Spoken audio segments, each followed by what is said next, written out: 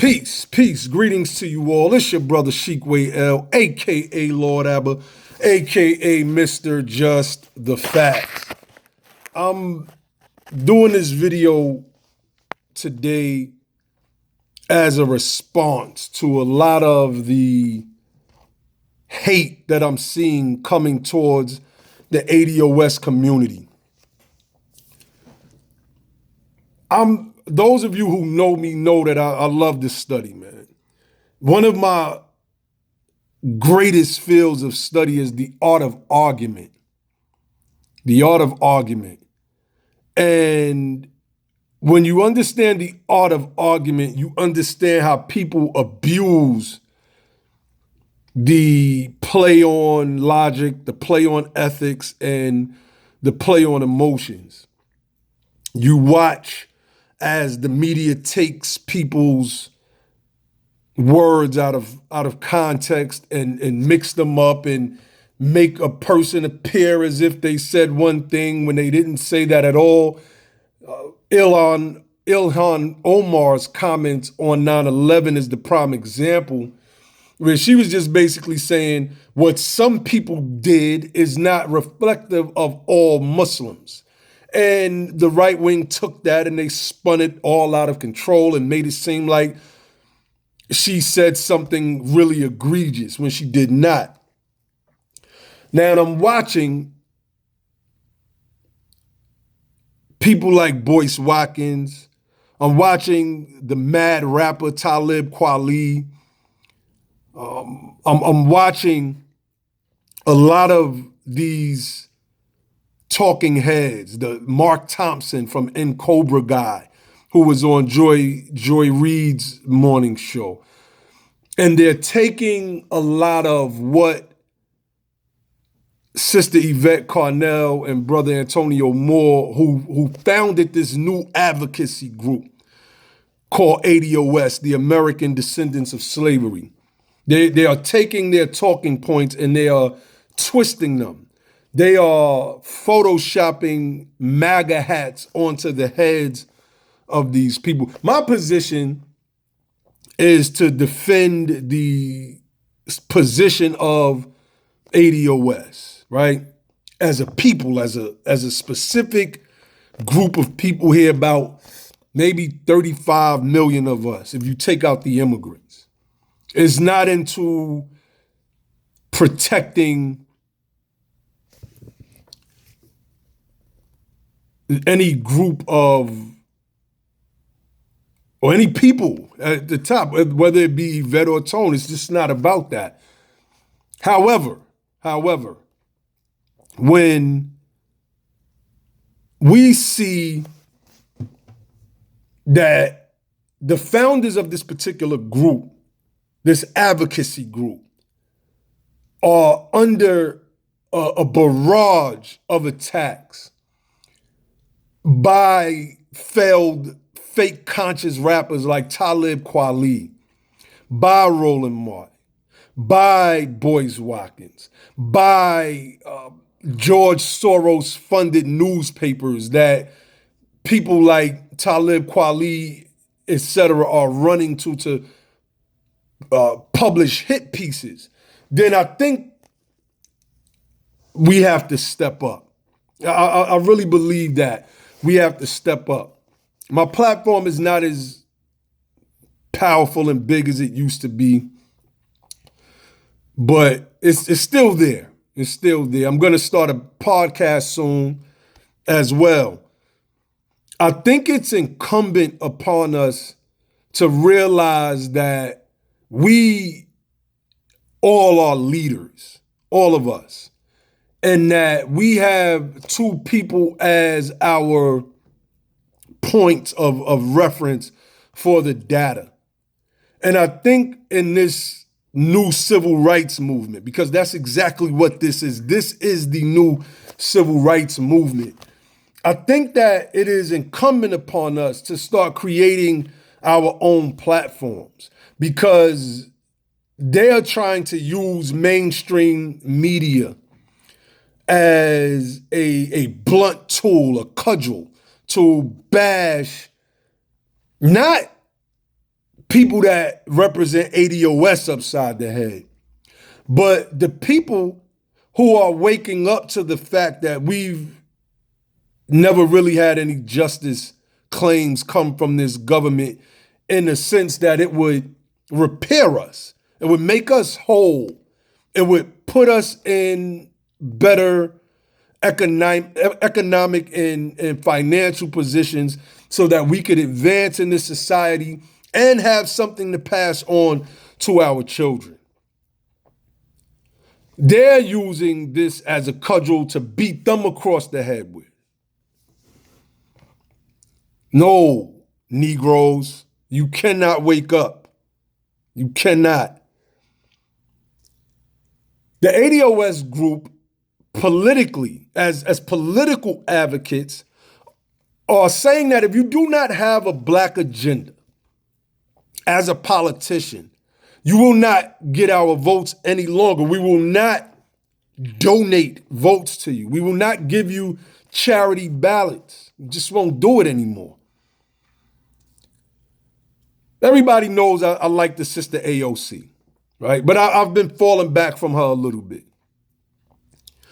When she went in front of the National Action Network's, Al Sharpton's group, and performed this quote unquote black ghettoish accent. And then I seen a video of Hillary Clinton doing the same thing. And then y'all hear me talk about this all the time, the hot sauce thing. The hot sauce thing really bothers me. Then we see Kamala Harris. Oh, I smoke weed and I use hot sauce. What these people are saying, and y'all gotta understand this, and this is to the Talib Kwelis and all of you people. They're saying that the black vote, as they call us, black people, y'all know, I'm Moorish. I don't identify by that term black, but I understand that my people do. So I talk to my people. What they're saying is that we're not smart enough.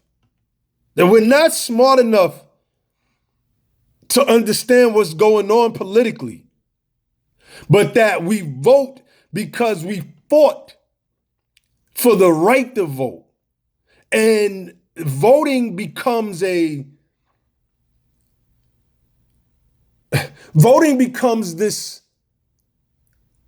segregationalist thing. To whereas we couldn't go in certain stores. Now we could go in those stores and we could purchase what we want. This is how voting is for us now. We don't really care about the issues. As long as we have puppet masters that are dangling puppets in front of us, well, then that's all that matters. And we're going to just go vote based on the fact that the puppeteers are saying this is who we should vote for and why. We don't question anything. We just go vote because for us, it's like going into that store that we couldn't go into in the 50s and the 60s. That's it. But those days are now over. And what the ATOS advocacy group has done has forced us to open our eyes to certain things. Boyce Watkins recently, he's put out a series of tweets because the ATOS group is exposing the fact that this man has been running these financial scams for years. Like, we just have to call it what it is. Me personally, I was never feeling that brother. But it was never my position to come out publicly and go at that brother because I wasn't feeling what he was doing with his whole financial schooling, et cetera, et cetera. Because if you can't show me tangible results, then, I mean, you just another brother polite to me. It's just it is what it is. So, and that goes for Jay Morrison and anybody else. My positions have, I ain't even gonna say slowly evolved. They have fully evolved on a lot of things. Boyce is trying to help create dissension by saying that Yvette Carnell attacked Farrakhan. In fact, Yvette Carnell criticized Farrakhan when he called for 10,000 fearless. Anybody that follows my platform when that was first going on, Justice or Else, I criticized Farrakhan as well. I called for 10,000 of our people to become police officers and firemen and judges and lawyers, the very instruments of this particular system that we have been against, that we've been forced to be against. I call for 10,000 fearless to go into these fields, to become correction officers, firefighters, police officers, sheriffs, deputies, court officers, et cetera, because that's how you balance things out. That's how you become the power. I agree with most of Yvette Carnell's criticism, except the part where she says, what has Farrakhan done? Farrakhan has done a lot. He's helped clean people up. And for us, that's on the ground level, we'll take that. Because I grew up in the zombie apocalypse, the crack era of the 80s. And anybody that can clean up just one person, let alone thousands of them, they deserve the highest of props and honor from me personally. But one of the things that the sister Yvette Carnell said was Farrakhan respected her right to critique him. He's one of our leaders. We should have not only the right to critique him, but the respect for ourselves to critique anything that we don't agree with. It's just as simple as that. Talib Kweli has a hashtag called ATOS is trash. Like, this whole movement has exposed so much, and I'm going to get to that because I'm going to address Brother Garfield as well in a few minutes. What Brother Talib Kweli didn't realize when he started the ATOS is trash hashtag is that it would be used by the people that he claims to fight against, white supremacists, racists, bigots. They are now retweeting ATOS is trash. So every time I put hashtag ATOS, a list comes up. And it'll say ATOS retweeted 90 times within the past hour. But then you scroll down and it'll say ATOS is trash retweeted 300 times within the last hour. So you start clicking and you start to see that the people that don't want us to get reparations, strictly speaking of the European Americans, whom y'all call white people in this land, they're running with this hashtag. They don't want us to come up, those people. So now let's get back to the immigrant aspect of it. Talib Kweli's father is a Haitian. I was in a fake Moorish group for a little while, and one of the co-founders of this fake Moorish group was of Haitian descent. He had a disdain for our people. He had a particular disdain for our women. Now, I didn't understand it until much, much later. I understand it more clearer now that we have this ATOS movement popping and we're asking for a specific reparative justice claim for our people. Now let's get to Garfield. Brother Garfield, this ATOS argument has nothing to do with you. Nothing at all, brother. You are from Jamaica. And like Cornel West said, while y'all did go through slavery, y'all didn't go through Jim Crowism. Y'all didn't go through segregation. Y'all didn't go through redlining, etc. Y'all didn't go through any of that. So what you're doing right now is you are hating. Why? Because you, like most other immigrant Americans, the Issa Raes, the Loveys, y'all don't see us as equals. Y'all see us through the scope of how, quote unquote, white America sees us. Because y'all come over and have taken advantage of opportunities that were set aside from us, but we were blocked, or for us, and we were blocked out of for the most part. And you were able to use them and surpass us. Like I said, when I came to New York, you was pushing a Range Rover, right? You look down on us and you don't realize it, or you do realize it, and you don't want us to come up. Period. And for me, that's the way I look at it now. And I look at it now as that you, Garfield, and the people that are like you, all of the immigrant Americans who are on Twitter right now, don't want us to come up.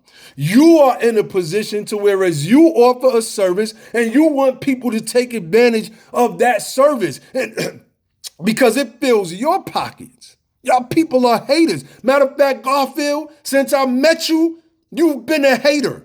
Point blank, period. I dare you to do a video responding to this video. I dare you, actually. I'm crossing the line, people.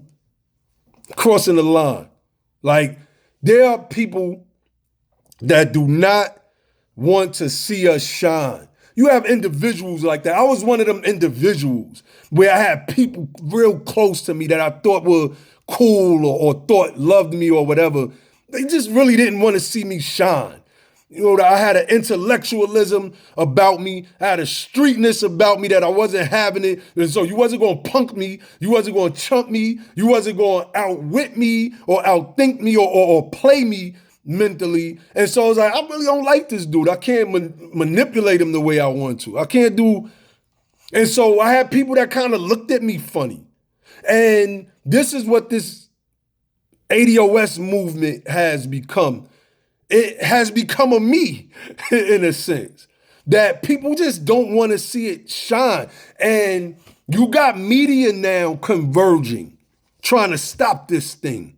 And we don't have people in the media really fighting for ATOS. They're not doing any specific headlines laying out what ATOS stands for and the claims that it is bringing. So critique becomes an attack. Do you know the difference between a critique and an attack?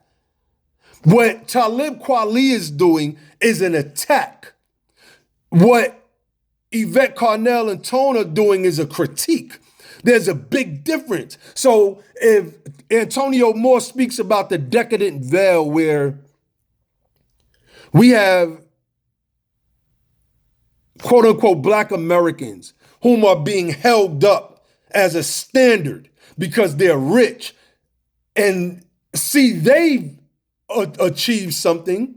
Forget the fact that these people have a specific skill set that has taken them to another level. Or maybe they are descendants of the baby boomer generation when our people had some access to certain programs that got stripped and shut down, like a Michelle Obama.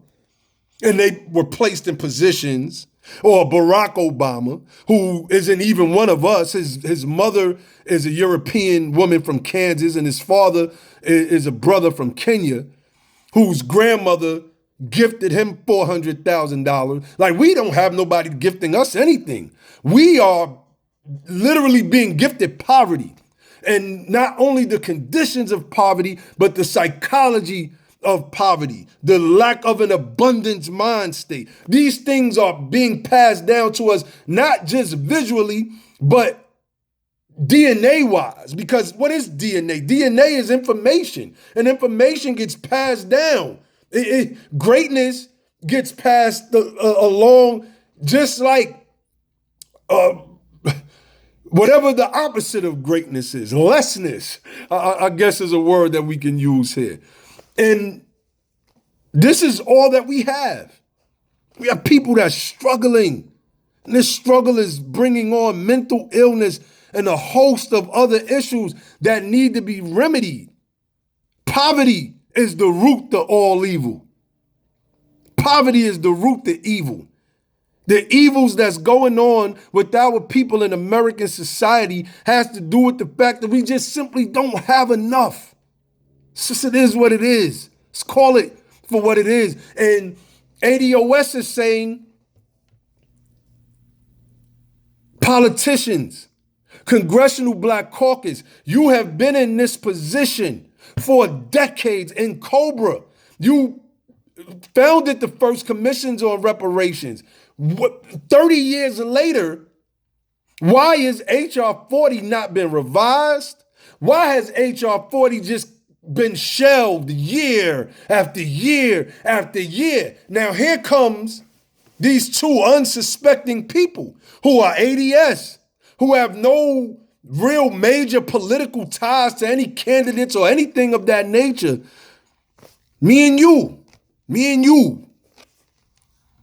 And they're saying if you don't have a black agenda, if you don't have something that directly addresses our people, we're not voting for you. Somehow this gets confused as we're going to vote for Trump. Like, who's going to vote for Trump? None of us is going to vote for Trump. But what they're saying is a vote for the candidate, a non-vote for the candidate that we trot out, a Kamala Harris, is a vote for Trump. And so they craftily and shrewdly play on the minds of the unsuspected people, the real housewives group that's going to go out and vote with the people that roll with the Roland Martins, etc. We can't have that. So my message is to those of you who have platforms. I have a platform. One of my brothers is about to start his platform up. Y'all can find my brother Charles Ware L on Twitter under Dr. Logic Supreme as well. He's about to start up his podcast. I'm about to start up a podcast. We have to use our voice. I'm going to be doing a series of lectures. Y'all know I'm going to still teach my Moorish science. And let me clear up this Moorish thing for some of you who don't know. Noble Drew Ali was ATOS. Noble Drew Ali's message was for ATOS because that's all who were members of the organization at that time. Noble Drew Ali was not anti-American. Noble Drew Ali was an American citizen. And if you read any of Noble Drew Ali's words, he spoke on our unique Americanism. He was just trying to move us away from the names that deluded to slavery: Negro, Black, and color. These names have a link to slavery, and in having this link to slavery, there's a mindset of a proxy second-class citizenship. And Noble Drew Ali was moving us away from that. He was saying, link yourself to a great ancestral name. Yeah, we are a melu of people that come from the African continent, but we also have some European and other mixtures within us. So here we should take on this name, Moorish American, and have a conversation with me about it. I'm one of the scholars in the Moorish movement about it, so that we could clear up any confusion surrounding this particular matter about us being Moors, because in certain races' land covenants, like in Minnesota, Moors were mentioned because they seen that we were going to places like Connecticut and we were getting houses, and the people in the towns were saying, oh, we don't want these Negroes here. And we were saying, we're not Negroes, man. We Moors, and we ain't going nowhere. And we have politicians coming and saying, no, leave them alone. So what the racists were saying was, we don't care if they call themselves Moors, Negroes, Musulman, Mohammedans. We're going to write it up in these covenants so that they don't even come in. Like, hit us up. Let's build on that. So with that, I want to reiterate before I sign off, we have to step up our media.